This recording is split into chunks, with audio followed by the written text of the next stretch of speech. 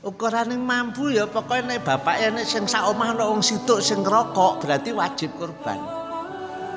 Ya rokoke dindek, rokoke mandek dulu terus saiki dindek sok ben tahun depan kan ya cukup to ya. Coba sama ngitung ya Jal. Kok gucing jenenge. Temen iki. Iya. Pokoke wong ngerokok wajib kurban mung sing karam dibelani sampai pawane gak blonjo ya. Dadak korban gak gelem korban ya kurang ajar banget iki menungsa kaya ngene iki.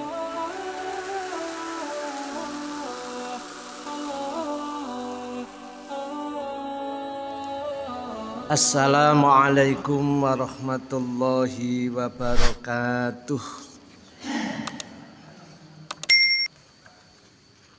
Alhamdulillahilladzi arsala rasulahu bil huda wa dinil haq liyudhhirahu 'alad dini kullih wa kafa billahi syahida. Allahumma shalli wa sallim wa barik ala nabiyyina Muhammadin sallallahu alaihi wasallam wa ala alihi wa ashabihi ajmain wa man tabi'ahum bi ihsanin ila yaumiddin. Ya ayyuhalladzina amanu taqullaha haqqa tuqatih wa la tamutunna illa wa antum muslimun. Hadirin wal hadirat jamaah rahimani wa rahimakumullah. Puji syukur alhamdulillahi rabbil alamin. Malam ini kita bisa bertemu dalam rangka ibadah.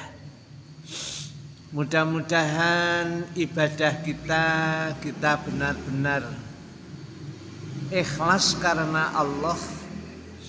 Karena ibadah yang ikhlas itulah yang diterima Allah Subhanahu wa taala. Tentunya ibadah kita harus mencontoh ibadah Rasul sallallahu alaihi wasallam. Karena Rasul diutus Allah adalah untuk mencontohkan cara ibadah. Dan sebentar lagi kita akan melaksanakan ibadah korban. Ini tadi Pak Mat minta untuk dibahas tentang masalah ibadah korban. Ibadah korban ini kita baca Bulughul Maram yang diterjemahkan, yang ditulis oleh Ibnu Hajar Al-Asqalani. Ini Bulughul Maram terjemah halaman 347. Bab tentang korban. Hadis yang ke-1346. An Anas bin Malikin anna Nabiyya sallallahu alaihi wasallam yudhi. Nabi berkorban bika basyaini kelawan wedhus gibas luru utawa kambing luru atau domba luru. Amlahaini kang branggah karone, akrona ini kang anduwening sungu karone, wayusami wayukabbir. Nabi di saat menyembelih, Nabi menyebut nama Allah. Wayusami lan nyebut asma Allah sapa ya Nabi, wayukabbir lan takbir sapa ya Nabi. Carane nyembelih hewan korban disembelih dhewe, disembelihno panitia mboten. Hadis niki lho. Jika Nabi berkorban dengan 2 ekor kambing yang bagus, yang tidak kena penyakit mulut, tidak kena penyakit kuku. Ya, sebab kalau kena penyakit itu namanya cacat ya. Nah, kalau cacat kan nggak bisa dibuat korban. Terus Nabi itu saat menyembelih 2 ekor kambing itu wayusami wayukabir. Bismillahi wallahu akbar. Itu ya. Ini penting sekali ya baca bismillah ini. Makanya yang paling mengkhawatirkan itu saat kita beli daging ayam, daging kambing nanggone bakul ledek yang tidak tahu jeluntrungnya, tidak jelas ini jagalnya siapa. Kalau tahu jagalnya itu jamaah kita sendiri ya insyaallah. Ya. Lebih-lebih malam ini kita dituntun sama Nabi dengan hadisnya wa yusammi wa yukabbir. Wa yad'u rijlahu ala sifahihima carane nek wis kambing iku dibrukke terus deket punuknya cara menungso baune iku diinjak karo kagine Kanjeng Nabi. Kula jenengan nyontoh biar kambing yang akan sembelih itu merasa tenang, merasa nyaman gitu ya. Wa fi lafdin dan dengan lafal yang lain dabahahuma biyadihi. Dalam riwayat hadis yang lain dijelaskan bahwa 2 ekor kambing itu disembelih dengan astane Nabi itu sendiri. Jadi tidak mewakilkan kepada siapapun. Nah ini yang mestinya kita contoh ya. Muttafaqun alaih, hadis ini sahih dan kesahihannya disepakati oleh Imam Bukhari dan Imam Muslim. Saya nyembelih iku nek sampai kleru ndure gulu menjing ya nek wong lanang. Iku berarti gak mbeleh gulu, iku mbeleh cangkem pisan. Iku malahno kadang-kadang suwi gak mati-mati kadang-kadang. Kadang mati nek ditekuk ngono ya berarti kan matinya tidak disembelih, itu berarti batang gitu ya. Jadi makanya enggak gampang ya. Makanya di Wonosalam ini dulu pas saya ngaji di Sumber sana, entah berapa tahun yang lalu ya Pak Haji ya. Itu sempat ngobrol-ngobrol kalau tokoh Wonosalam ini ada yang orang tuanya tidak mau makan daging yang dibeli dari pasar. Aku tertarik sekali saat itu ya, wah ini orang yang wirai, orang yang sangat hati-hati hidupnya. Karena belum tahu jelas siapa jagalnya itu. Nah, tahu ya, yang nyembelih itu muslim ya selesai sudah, tinggal baca bismillah selesai. Ya. Cuman usulnya bismillah ini yang kita perlu juga harus belajar ya. Masalahnya kalau kita ngelihat tafsirnya bismillah itu kan sedikit panjang ya. Jadi Al-Qur'anul Karim itu total kandungannya itu diringkas di dalam Ummul Quran. Makanya disebut dengan Ummul Quran. Sebab Al-Qur'an sakmono itu diringkas di dalam Suratul Fatihah. Terus Suratul Fatihah itu diringkas di dalam kalimah Bismillahirrahmanirrahim. Enten pinten Bu huruf bismillah niku? Lho masa gak tau ngitung? Pinten huruf? Pinten? Hurufnya itu ada 19. Itu Fatihah itu ada di situ. Inti Al-Qur'an ada di Fatihah, inti Al-Fatihah ada di bismillah. Bismillah yang hurufnya hanya 19 itu loh. Intinya ada pada baknya lafal bismillah itu ya. Kemudian ulama ahli tafsir itu sepakat ya memberikan tafsir bismillah, baknya itu tafsirannya bi. Ya, bi itu kelawan ingsun artinya ya. Bi kana makana wa bi yakunu ma yakunu. Itu artinya dalam sekali ya. Kayaknya dibakas bengi iki gak iso bahas korban kok. Iki hanya ngomong pentingnya nek nyembelih itu diwacake bismillah. Nek kalau bismillah iki bahaya ya. Jadi batang apa meneh sing nyembelih dudu wong Islam. Itu lho. Kalau ngelihat ini seperti itu. Ya. Terus peduse Nabi itu samina ini kang lemu karuni. Wali Abi Awanah fi Sahih, dan menurut Abi Awanah di dalam kitab Sahihnya menggunakan kalimat samina ini bil musallatati tadi menggunakan sin cilik. Yang kedua ini pakai samina ini menggunakan sa, alif ba ta sa. Badala sin sa di situ menggantikan sin wa filahdin. Sedangkan hadis yang ditulis oleh panjenengan Imam Muslim wa yaqulu bismillahi wallahu akbar. Sami. Jadi ini satu hadis tapi mengandung 3 hadis. Hadis yang pertama, terus yang kedua dari lafadznya Imam Muslim, yang ketiga dari Abu Awanah. Satu hadis di Bulughul Maram ditulis satu hadisnya ini, tapi sebenarnya ini adalah 3 hadis. Makanya Bulughul Maram kadang-kadang halamannya beda, nomor hadisnya beda. Kadang-kadang 3 hadis ini ditulis sendiri-sendiri, dinomori sendiri-sendiri.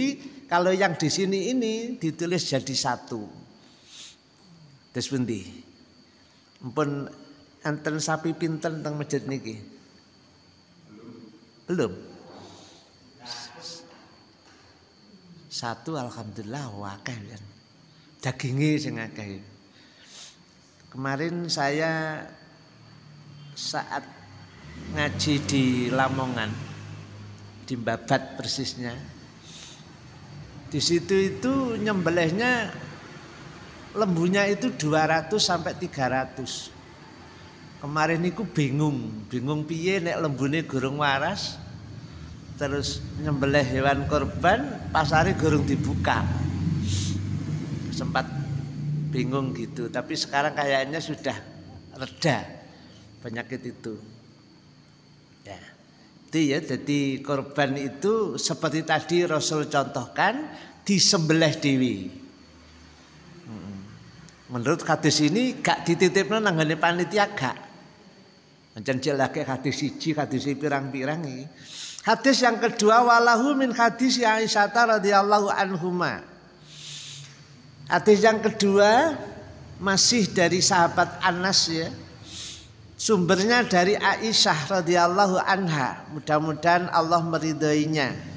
Amara bi kabshin akrona yata'u fi sawadi wa yabruku fi sawadin wa yanduru fi sawadin wa yudhiya bi faqala ishadil mudiyata thumma akhadaha fa asja'ahu thumma dhabahu wa qala bismillahi Allahumma taqabbal min Muhammadin wa ali Muhammadin wa min ummati Muhammadin. Nah ini ya, daripada enten sing munek-munek arepe takok, biasanya muncul pertanyaan bagaimana saat ini kan setiap seorang itu berkewajiban, hukumnya tidak wajib tapi berkewajiban menyembelih seekor kambing.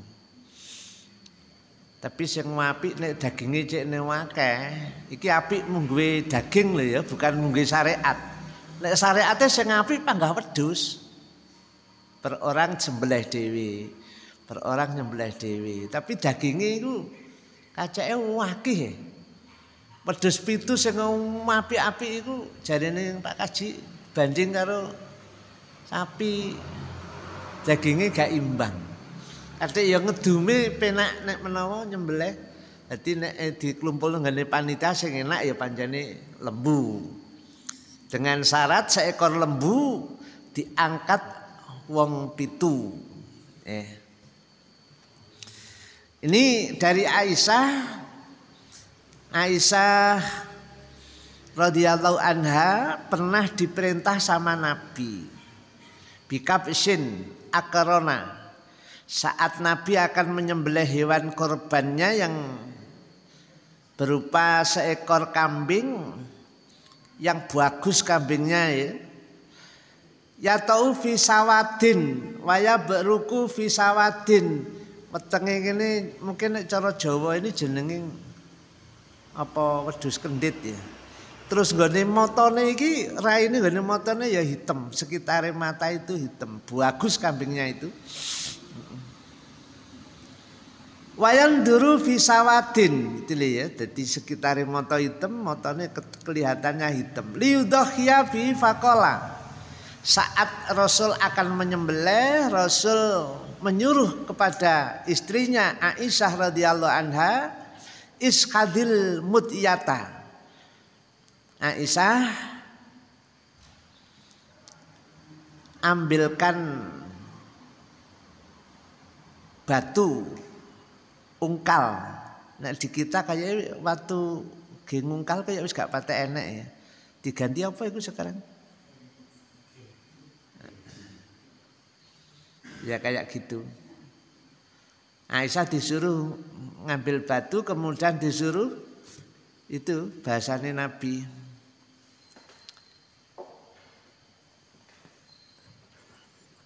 Ishali mutyata.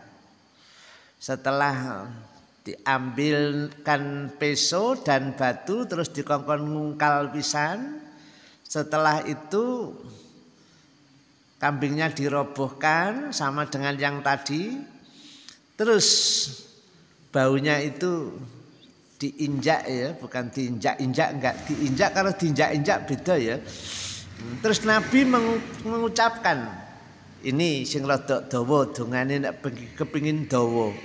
Nek sing cendhek ya tadi bismillahi wallahu akbar. Wis apal kabeh pisan garek meraktekno ben. Ya masih wong wedok ya oleh lho ya. Nek darurat tapi.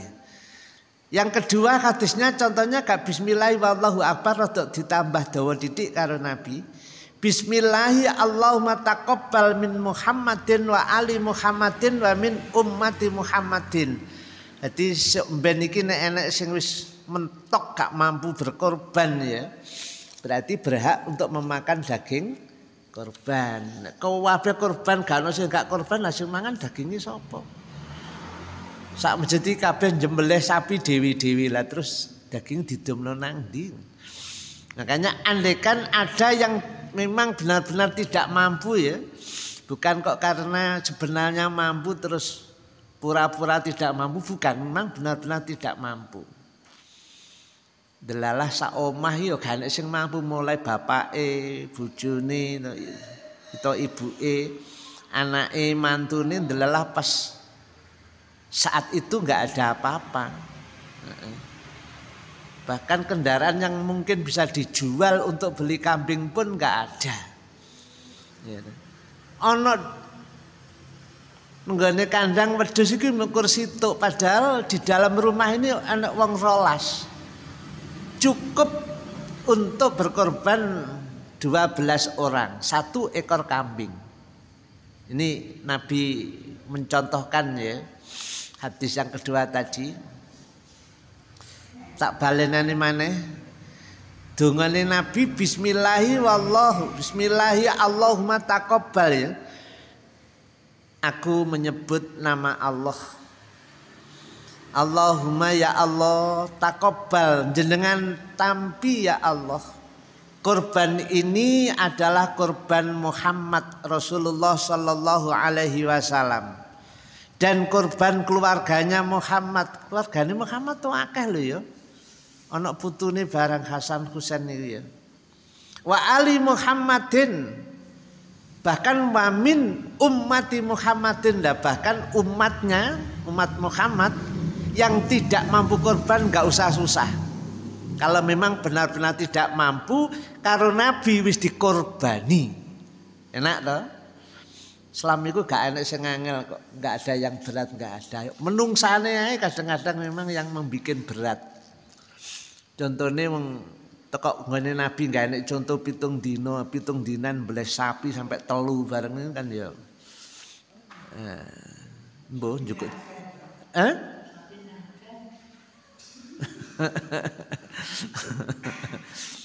Tetapi sapi ini akal kalau contoh nabi mulu sopo kan begitu kan. Sing susah kan gitu kan. Iya. Kowe nabi dah lama dawa malian debat kusir malian. Ngaji maneh balik maneh. Memang hanya mencontohkan saja ya. Mencontohkan doanya yang agak panjang. Bismillahi Allahumma taqabbal min Muhammadin wa ali Muhammadin. Ini menomben niku sak omahe wonge akeh.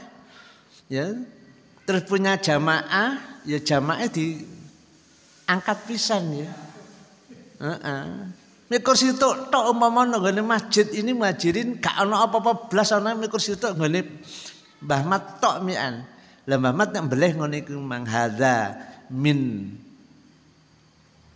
Muhammad Ahmad atau Muhammad tulan ke Mbah Mat. Wa ali Muhammad pas ketepaan padha mate ya. Iki Mat Muhammad iku Pak Mat ya. Jadi Allahumma taqabbal min Muhammad wa ali Muhammad terus wa jamaah masjid muhajirin. Aku nek kayak wong LDI terus wa ummati afrohi gak berani. Kita itu umat tidak mempunyai umat itu loh ya. Nek jamaah oke. Ya. Nek nabi itu memang punya umat lah. Kita itu umatnya nabi. Gimana? Satu hadis ini mencontohkan Nabi contohkan seekor kambing kena digisak keluarga. Berapapun jumlahnya keluarga. Gampang gitu. Ini ibadah yang luar biasa, pahalanya besar sekali. Ini nggak bisa diganti dengan uang ya. Nggak bisa. Seekor kambing cempe bisa umure jek 6 wulan. 6 wulan kan jek cilik ya. Iya ta? Jek 6 wulan. Andikan punyanya hanya itu dengan keadaan darurat ya itu digunakan sembelih. Andikan diganti dengan uang 1 miliar ya pahalanya masih besar berkorban seekor kambing itu tadi. Senajan cempe sekalipun. Insyaallah nanti hadisnya ada ya yang cempe. Tapi ya nek lingkungannya guru ngaji ku kok dadi fitnah ya. Korban cempe malah dawa-dawa ulo ya. Tapi yang penting nanti kajian ini kita tahu hadisnya itu saja ya. Tapi nanti kalau terpaksa ya belen dhewe nek omah nek pawon kono wis aman ya. Nek digonang masjid iki ngene sapa iki? Ngene Pak Kaji ya Allah, Pak Kaji. Dua akhirnya ya. Tapi habis ngaji ketepaan hari itu adanya hanya cempe kan boleh. Ya. Masih sapi wedok barang ya oleh tinggi korban. Tidak harus lanang kan enggak atau tidak harus jantan enggak. Kita lanjut. Apa sudah ada unek-unek yang perlu dibahas? Kalau belum ada dilanjut.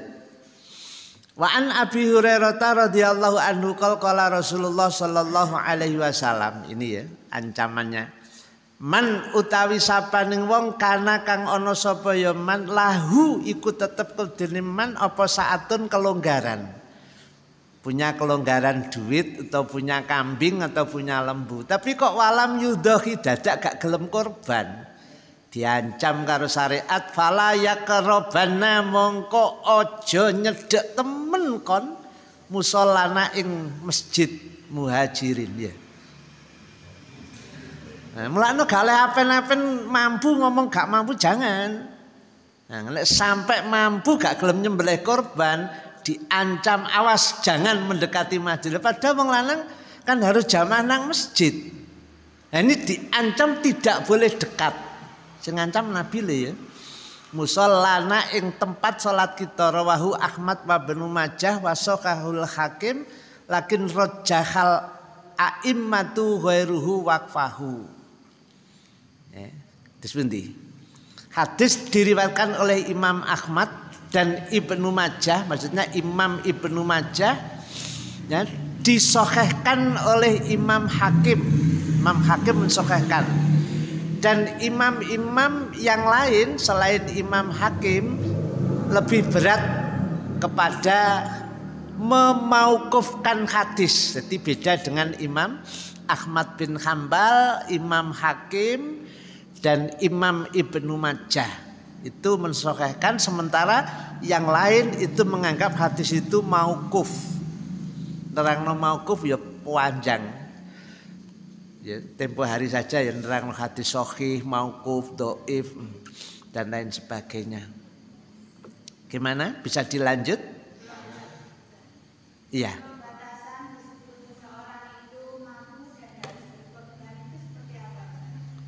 Ukuran yang mampu ya pokoknya nek bapaknya nek sing sak omah ana wong situk sing ngerokok berarti wajib kurban. Ya rokoknya dindek, rokoknya mandek dulu terus saiki dindek sok ben tahun depan kan ya cukup tuh ya. Coba sama ngitung aja. Lho gucing jenenge. Temen iki. Iya. Maka wong ngerokok wajib kurban, wong sing haram dibelani sampai pawane gak blonjo Jajak korban gak gelem korban ya kurang ajar banget iki menungso kaya ngene iki. Jajal amang lumpukno dhuwit rokok setahun. Wih oleh wedhus gau wedi kan. Iya. Tapi kalau masih punya utang Apa? masih punya utang. Utang kok sik dipikir engko utang. Ini tadi baru menanyakan definisi yang kategori orang yang iki mang kena ancaman iki kira-kira seperti apa ya. Sing ngerokok itu diancam juga karo Nabi. Itu urusan ngomong rokok ini urusan saya ya. Karena Nabi gak ngomong ngerokok blas gak. Saya cuma hanya ngukur sak cepat sekarang itu berapa. Kira? Coba samang klumpukno sedina sak cepet ping sak ulan pira wisan. Ayo dipingno setahun. Ayo wedhus gau wedi. Iya, mulakno. Tadi kan takok kriterianya seperti apa. Pokok sak omah iku ana sing ngerokok berarti wajib kurban.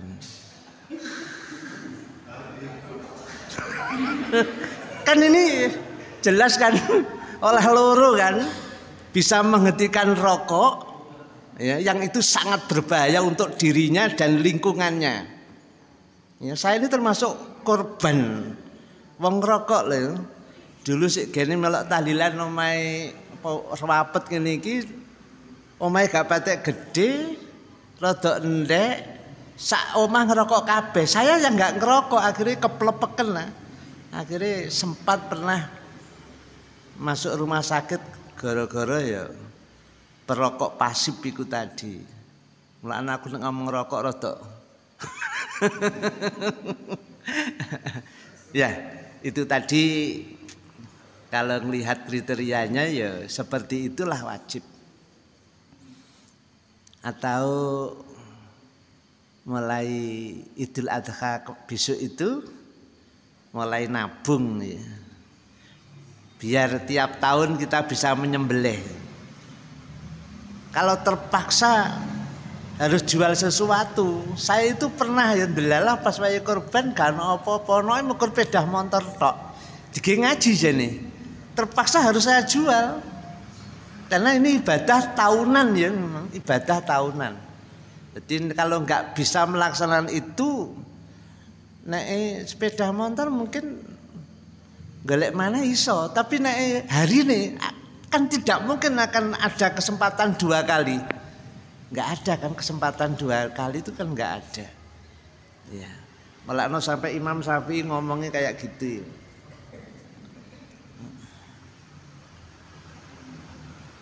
Imam sholat kok nggak memberi kesempatan membaca doa di dalam sholat. Walaupun sifatnya sunnah itu berdosa imam kayak gitu. Tapi sholatnya tetap sah. Imami Allahu Akbar gak adik maca Allahumma ba'id baini utawa wajhatu wajhiyal ladzi fatarasun gak diwaca langsung Alhamdulillahi rabbil alamin. Nah ini jari Imam Syafi'i ngono iku dosa imam. Tapi makmum panggah oleh pahala. Malah ana enak dadi makmum kanjen dadi mangane imam. Kadek jelas sekali wal imamu dhamin. Imam itu penanggung jawab. Malah Imam Syafi'i itu kriteria imam itu tidak boleh yang tidak paham fikih. Di samping bacaannya bagus harus paham fikih sholat. Fikih imam, fikih makmum, minimal hadis satu itu wal imamu dhamin. Imam itu penanggung jawab sah dan tidaknya makmum, rapet dan tidak rapetnya shop ini tanggung jawab imam. Abot balik nang korban maneh iku malah ngomongno kesempatan tidak datang 2 kali itu loh ya.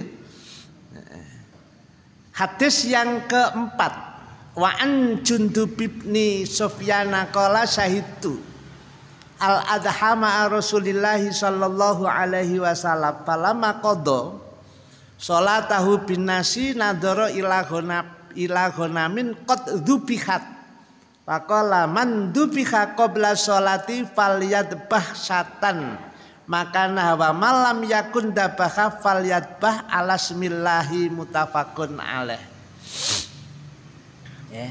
Dari panjenenganing Jundub putraning Sufyan berkata, aku pernah menghadiri sholat Idul Adha nderekke Rasul sallallahu alaihi wasallam. Rasul bertindak sebagai imam, sholat menjadi imamnya para manusia.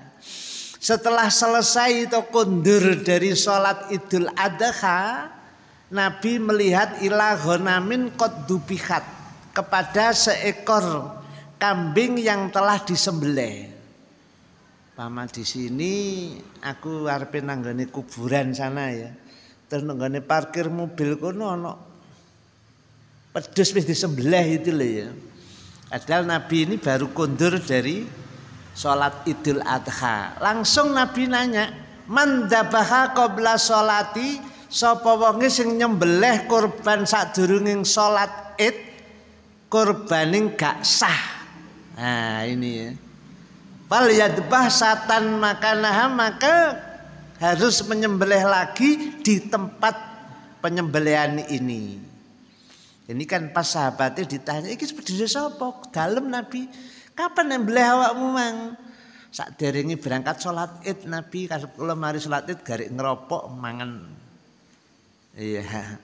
Ternyata kalau Nabi dia omongi nek ngono iku gak sah.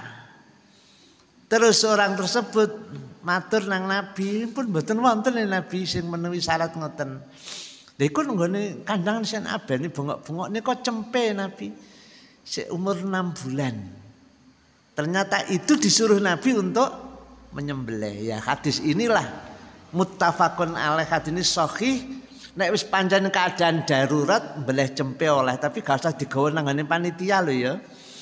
Ben gak dadi fitnah, masalahnya gurung kabeh ngaji itu lho. Ya. Gimana? Lanjut? Terus berhenti, lanjut. Hadis berikutnya yang kelima, yakni 1350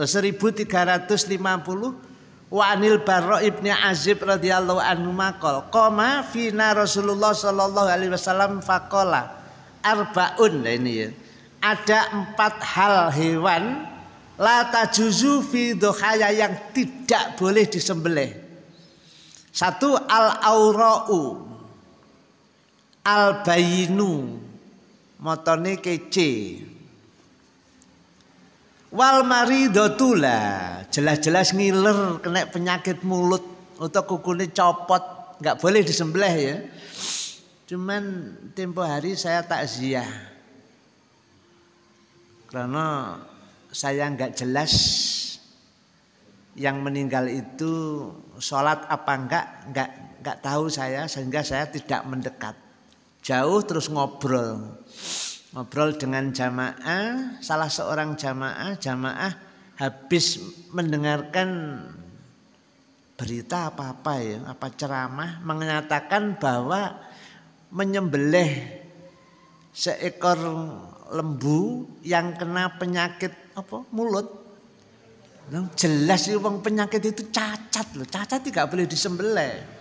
Jadi ini saya ngomong itu MUI, itu MUI Pak MUI apa MUI? Gak roh aku. Ya, jadi saya hanya cerita. Terus aku pesen sama beliau, coba sama goleki maneh berita itu, nanti kalau ada dalil, alhamdulillah. Ini masalahnya saat itu sedang rame-ramenya penyakit itu ya, PKM,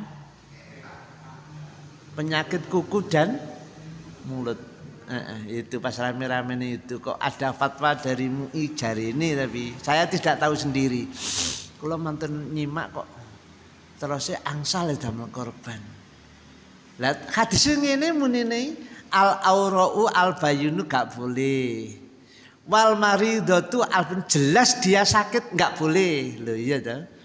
Kalau arep itu ke lembu dipetung tapi jadi 100% Idul Adha nanti. Tapi sholat Id itu jadi 100% tak bayar langsung tak sembelih. Jadi gak usah diinep-inep nek memang masih ada penyakit itu loh ya. Sebab hadisnya jelas al aurau al bayinu awaruha wal maridatul bayinu. Wal maridatu lan sakit al bayinu sing ketok moto ya, penyakit mulut dan kuku kan sakit ta. Itu enggak boleh ya hadis ini. Jadi wal maridatul bayinu maraduha. Itu yang kedua. Yang ketiga wal arja'u al bayinu jelas ketok pincang. Enggak boleh ya disembelih. Jadi pas jiret iku gak punya pengalaman didoadung rasa tibake mancal-mancal nek jiret kleru ambruke kesleo ngadeg maneh pincang. Jangan dilanjut penyembelihannya. Harus pincang ya, berarti kan cacatan. Mulakno ya harus belajar dulu cara untuk merobohkan lembu. Gak asal-asalan enggak. Karena di sini dijelaskan seperti itu wal arja'u al bayinu dzul uha. Terus yang terakhir yang keempat wal kasiratul lati tungki. Rawahul khamsah yang berangkat ini Imam 5. Imam sopo ya. Imam Turmudi, Imam Nasai, Imam Ibnu Majah, Imam Abi Dawud dan Imam Ahmad. Ini dikatakan hanya rawahul khamsah saja ya.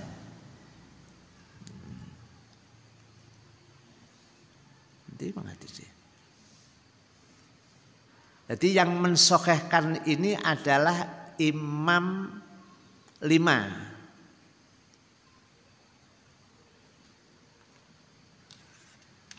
Terus bendi. Jadi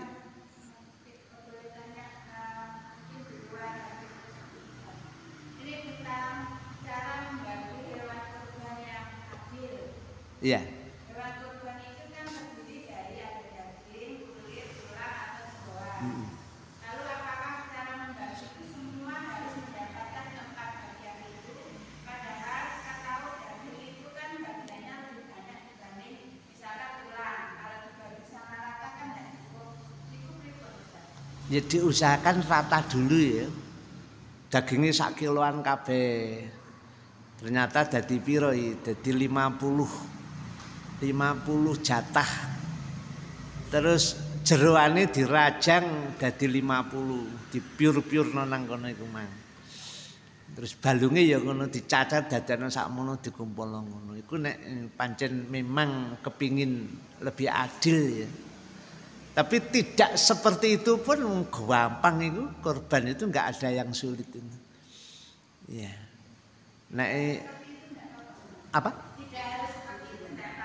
Tidak harus, tapi kalau seperti itu kan jelas rotone kan ya. Jadi tidak hanya dapat daging, senajan daging ya ono balunge, ya ono jeroane, ya ono kulite. Tapi kira-kira sing diteriku mang cerewet ora ya? Engke iya jeroan, engke iya balung. Ya, itu kadang-kadang kan begitu kan ya. Jadi di panitia kudu siap dilolokke wong pokoke. Gak ono ongkose, gak ono bayarane. Gak ono gajine tapi gajine ya dipaidu wong iku mah. Enggak apa-apa. Jenengan korban ya. Iku dikekno wong sugih oleh, dikekno wong mlarat, dikekno wong situk tok panjenengan kurban tolah tetangan apa terus digawe nanggane foto dikekno Pak Abdul. Kene sugih kabeh wonge, wis gak butuh daging umpamane ya. Sapi sampean jenengan kurban niku terus daging ngirim tengene kula tok plek. Boleh. Tak dendeng terus kemudian tak lebokno kulkas, tak tukokno freezer umpamane terus sampai kurban kena tak gimangan setahun umpamane ya. Itu boleh kayak gitu. Jadi tidak ada sulit sebetulnya. Ya sekane sing nampa ana salamonge sugih kabeh kok. Ya, gak ono sing butuh daging dina mangan daging pamane itu ya. Jenengan sembelih kan tak belah. Ya golekno tosa apa golekno kalau brondol go nangane afroh iki kono. Terserah afroh iki bangku didol kulite utawa itu tek milik saya kan. Tak gedendeng tak PP sampai tak ge setahun, ge mangan setahun boleh. Jadi tidak sulit ya. Beda dengan zakat loh ya. Beda. Kurban itu mudah cara membaginya tidak berbelit-belit. Misalkan kan orang banyak ya Ustaz yang rawon. Terus ada yang minta misalkan aku njaluk sikile, aku njaluk iki boleh enggak? Jangan ya. Panitiane sakno. Nek kurban wis diserahno total terserah panitia. Jangan minta-minta sudah. Ya. Terserah panitia iki jenengan delalah panitiane iki wong iki senengane biasane ati dikirimi ati ya udah diterima itu rezeki minallah. Gak usah. Apa?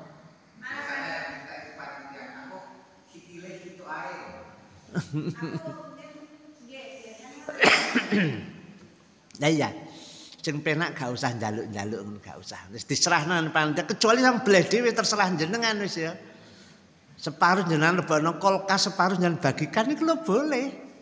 Qur'ane kan ngomong gitu kan. Iya, tapi nek nggone panitia itu urusannya panitia, jangan menyulitkan panitia. Bahkan yang kayak isi kile, bang kayak isi apa sampile. Ya, bang kayak kulite, bang kayak ndase wis urusane panitia pisan. Mulane Nabi nyontolna pertama ini disembelih dhewe. Ya, sembelih dhewe kok jenengan domno sebakan jenengan makan. Selesai. Jenengan paruh biak itu. Yang separuh samang lebokno kulkas, yang separuh dibagi kan bisa. Nek timbang ditirnangane panitia terus aku njaluk ikine. Mane gak pantes mane. Tapi memang orang yang berkorban itu harus cara Jawa ini ngalap berkah ya. Dengan daging hewan yang dijadikan ibadah korban tadi. Maksudnya ya tafaulan bahasa pesantrennya tafaulan. Ngarep-ngarep kebagusan bapaknya Qur'ane diomongi. Kongkon mangan sebagian, kongkon bagekno sebagian, ya wis. Jadi nek kepingin nikmati ini sembelih dewi. Nek diserahane panitia lepas, ini urusan panitia. Kok aku dikongkon ngewangi ya ngewangi. Tapi semuanya ini sudah di tangan panitia. Jadi gak bebani. Malah panitia wis kejel kemet. Apa oleh-olehane iku kadang-kadang dipaido digremengi. Ya ta. Engko nek dibebani ngono ya sakno. Mulane orang-orang yang menerima penyerahan hewan korban itu kebanyakan membaca innalillahi wa inna ilaihi rajiun. Oke, alhamdulillah gak. Karena tanggung jawab di hadapan Allah ini masalahnya. Ya. Gimana?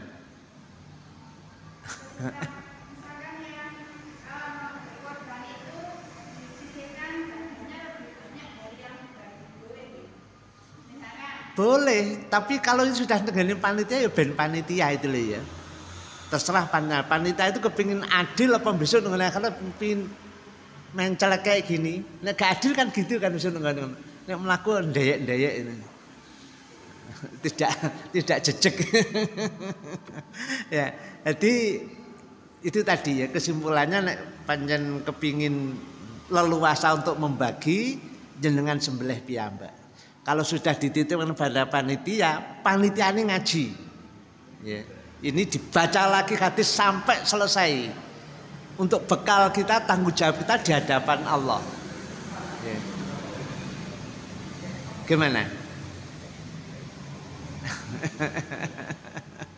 Terus pundi? Nggih, terus pundi?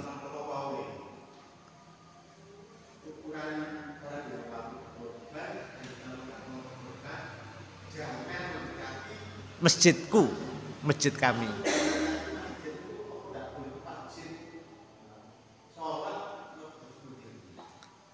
Tak bacanya terjemahnya yang ada di sini ya. Saya tidak bawa sarahnya enggak karena tadi sudah mau mulai Mbah Mat dawuh bagusnya sing dibahas korban.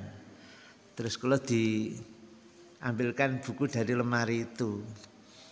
Tak bacakan ya. Sing ancaman tadi ya, awas jangan dekat-dekat kepada tempat sholat kami di musolana. Diriwayatkan dari Abu Hurairah radhiyallahu anhu bahwa Rasulullah shallallahu alaihi wasallam bersabda, barang siapa yang sanggup berkorban kemudian dia tidak melakukannya, maka jangan sekali-kali mendekat ke tempat sholat kami. Bahasanya kami le. Nekku mungkin tempat sholatnya Nabi di rumah. Tempat sholatnya Nabi di rumah itu kan ya kamarnya Aisyah. Jadi Nabi tahajud itu ya enggak kok ono musolane khusus, enggak ada. Jadi jadi ya enggak ada sunahnya ya, andikan nggone omah iku ono tempat sholatnya khusus. Itu sebetulnya enggak ada sunahnya. Sunahnya Nabi itu ya di kamar Aisyah, kamarnya sempit pisan. Sampai Nabi arep sujud, kakinya Aisyah nenggone pesujudane Nabi. Arep sujud leren mindah kaki Aisyah kan begitu kan? Iya. Kalau ini Nabi nyebutnya tidak musolana. Kalau musolana ini saya memahami itu cenderung kami bahasanya tempat sholat kita. Berarti kan kita umat Islam. Iya. Itu saya memahami seperti itu. Tapi insyaallah nanti pertemuan yang datang mudah-mudahan saya bisa membawa sarahnya. Sementara itu hadis diriwayatkan oleh Imam Ahmad dan Ibnu Majah. Disahihkan oleh Imam Hakim tadi. Ini menurut Imam Hakim pakar hadis itu menganggap hadis ini sahih. Menurut penelitian beliau, jadi kesimpulan akhir penelitian beliau adalah hadis ini sahih. Anak wis gale nyedek tempat sholat iki. Padahal wong lanang iku wajib. Kan dilema ini wong kayak gini ya. Dalam hadis yang lain Nabi dari rumah ke rumah kayak jamaah tabligh ngono. Kadek Nabi nyiapno kayu bakar, awas gak jamaah nang masjid tak bakar rumahmu. Saiki wani ngomong ngono. Tangkap radikal itu berarti. Langsung cerkap karo Densus 88. Tapi Nabi lakukan itu loh. Dan ini yang diserkap Nabi, ini kualat karo Nabi. Ya, umpamanya itu ya. Nabi kan ngomongnya gitu kan. Ayo ke masjid, awas gak ke masjid tak bakar rumahmu. Begitu pentingnya jamaah. Goro-goro ada kemampuan untuk menyembelih korban. Etok-etok gak gelem, etok-etok gak mampu terus gak korban. Awas, jangan sekali-kali kamu mendekat tempat sholat kami. Bahasanya kami itu kan bukan milik Nabi, bukan tempat sholatku enggak, tapi tempat sholat kami. Musolana pakai menurut nahwunya nunnya itu bukan mutakalim wahdah, tapi mutakalim ma'al khair. Ya nek ngomong nahwu malah doman, ngomong bismillah mang saidik ngene. Wong baik lafal bismillah itu mempunyai 14 arti. Jenengan buka nunggone kitab Mughnil Labib itu karangane Ibnu Hisam Al-Misri Al-Ansori itu nulis itu diterangkan rinci nebaknya lafal bismillah itu mempunyai arti sampai 14 arti. Huruf ba itu loh ya. Kalau ahli tafsir menafsirinya bi makana bi yakunu, yaitu nek ngaji mulakno ibaratnya pulpen itu semua batang yang ada di kita ini jadi pulpen kabeh. sodo-sodo kabeh jadi pulpen, terus air lautan itu jadi tintanya. Genulis ilmu yang Allah miliki seperti ini sampai air lautan ini sat. Terus ditekakno seluruh lautan yang ada di dunia genulis ilmunya Allah iki gak akan entek. Mulane ade ngomong bismillah tok iso setahun barang ya. Nah, ngulas masalah 14 arti, belum sampai 14 arti ngulas bi karena makana wabi yakunu ma yakunu. Yakni tafsirnya lafal baknya lafal bismillah seperti itu. Jadi kalau itu diulas gak wani adik gak maca bismillah. Semua yang baik diawali dengan bismillah. Sampai nek mangan kok di tengah-tengahnya makan ini kalian iya aku gurung bismillah. Nabi tekankan baca dengan ucapan bismillahi awalahu wa akhirahu. Sama hubungan suami istri belum baca bismillah, di tengah-tengah kalau ingat belum baca bismillah harus baca bismillah. Sampai seperti itu ya nanti kalau sudah membahas baknya lafal bismillah. Mulane nyembelih kurban ya dikongkon maca bismillah. Terus pundi? Entek wektune. Hadise sik akeh bab kurban iki. Tapi insyaallah bisa bisa difahami untuk tambahan sekedarnya.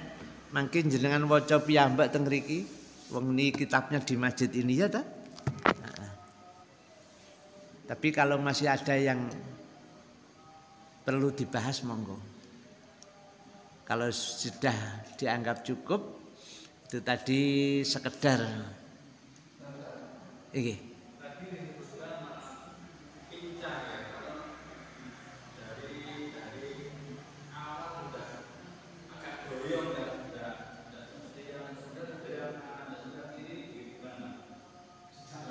Enggak, itu tadi kan termasuk cacat poga. Nah itu termasuk kategori cacat. Ini tadi kan enek sungune pecah. Nah sungu pecah kena ngebrukno delalah.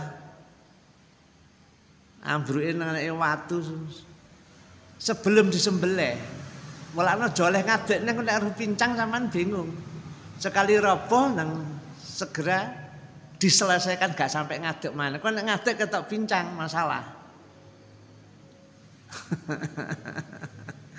Jadi makanya itu ya yang sama-sama harus kita pahami. Dan tadi saya hanya baca Kitabul Maram yang ada di masjid ini. Kalau memang tadi ada benarnya itu resmi dari Allah Subhanahu wa taala. Tapi kalau salah itu memang kebodohan saya ya. Jadi saya masih bodoh, masih perlu ngaji lagi sehingga bisa mencabut kesalahan saya saat menyampaikan seperti ini. Demikian mohon maaf. Subhanakallahumma bihamdika asyhadu alla ilaha illa anta astaghfiruka wa atubu ilaik. Assalamualaikum warahmatullahi wabarakatuh.